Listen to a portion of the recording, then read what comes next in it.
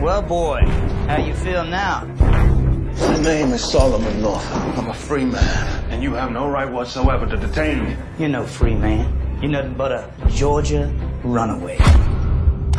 Went down to the river Jordan. Solomon Northup is your... Solomon Northup is my great-great-great-grandfather on my mother's side of the family. And how did you find out that he is the person, just for people to know, that is depicted in the movie that's now 9 Academy Award nominations in 12 Years a Slave? Well, my grandmother maiden name is Victoria Northup, and she's the descendant of John Henry, and John Henry's father is Alonzo, which is Solomon's son. My grandmother, Victoria, she made sure that since the book was out of publication, she found another book called Putting on Omassa, which is a trilogy of slave narratives, and Solomon was in it. So she made sure that all of her 9 children will have this history and this legacy in the family and keep it going on from generations. So she purchased 9 books and gave it to each and every one of her children, and that's the book that my mother gave to me to read when I was a teenager. It was really his story. This is really what happened to him over this period of time, and so I just felt that it spoke to so many different things. It's so many different levels, so many different ways of people communicating, and the history and the present, you know, and how these are issues that we still grapple with and deal with, and how these issues over human respect and the application of human and the allowing of human dignity is still things that we find ourselves conflicted by for some reason. How does it feel knowing that the story of your relative, someone that's cherished in your home, I know, is now up there on the big screen, that everyone is saying, oh my goodness, this is such a great story? Well,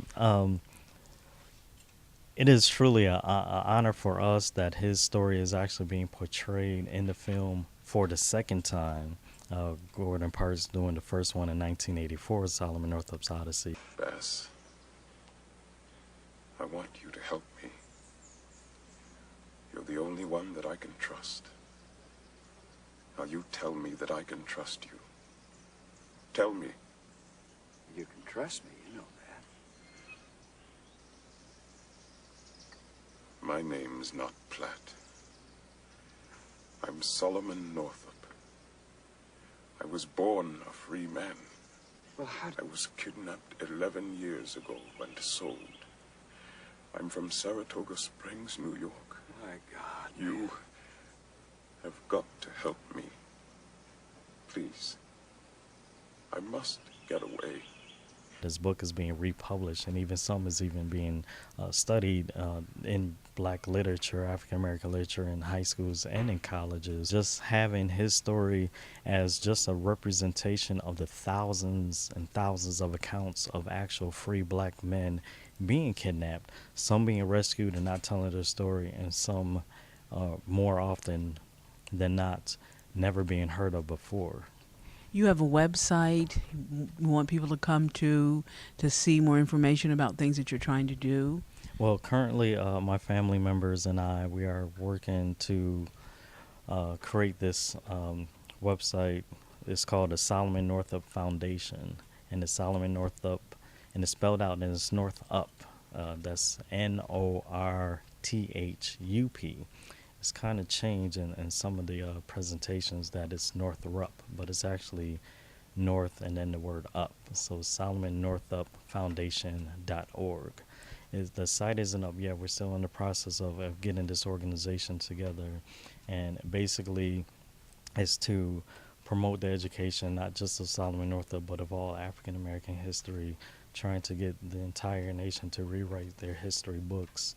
And our other main goal is actually trying to locate where Solomon Northup actually is now and bring him back to Baker Cemetery in upstate New York, where he wished, and his final wish in his book was to actually lie in the same gravesite cemetery next to his father.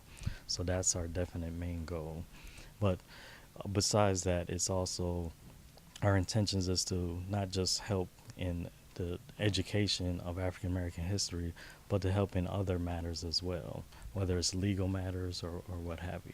Well, it's early morning, when I ride, Lord, mama. Well, it's early morning, when I